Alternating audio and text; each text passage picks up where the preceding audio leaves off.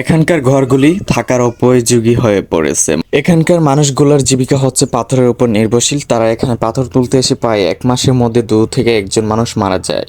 এখানকার রাস্তাগুলি খুবই বাজে একটা অবস্থা, এখানে নর্মালি কেউ হেঁটে যেতে পারে না।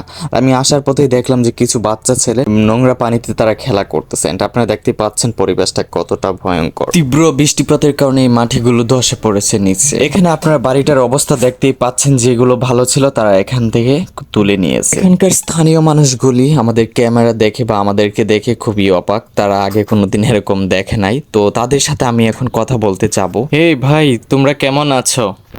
গাইস, তাদের সাথে আমি কথা বলে বুঝতে পারলাম তাদের মধ্যে এখানে 80% ছেলেরাই কিন্তু বেকার, মানে তারা কিছু কাজকর্ম করতে পারে না। এখানে কোনো ধরনের কাজের সুবিধা নেই। এখানে আমি আসার পথে কোনো স্কুলও দেখতে পারলাম না।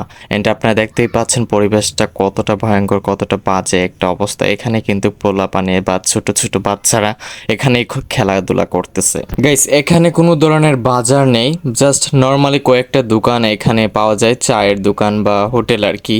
এখানেই দেখতে পাচ্ছেন মানে ছোট ছোট বাচ্চারা এখানে মার্বেল দিয়ে খেলাগুলা করতেছে, মানে ছোট কালে আর কি। আমরাও তো খেলতাম, তাই না? তো ভিডিওটি ভালো লাগলে অবশ্যই লাইক করে দেবেন, আর আমার চ্যানেল সাবস্ক্রাইব করতে ভুলবেন না।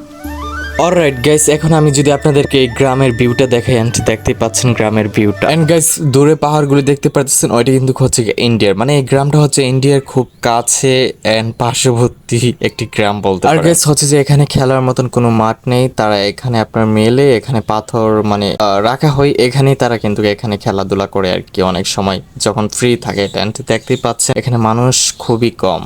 এন্ড গাইস, তাদের পরিবারে যে বড় হয় আর কি, মানে তাদের বাবা বা তারা হচ্ছে কি আপনার বাইরে কাজ করে, পাথরের কাজ। এন্ড দেখতেই পাচ্ছেন আজকে হচ্ছে এগুলা মানে সরকারের জন্য বন্ধ আছে। এন্ড দেখতেই পাচ্ছেন এখানে কিছু বাচ্চা ভাই ট্রাকের উপর চলে বসেছে। তো যাই হোক, ভিডিওটি ভালো লাগলে অবশ্যই লাইক করে দিবেন, এন্ড চ্যানেল সাবস্ক্রাইব করতে ভুলবেন না।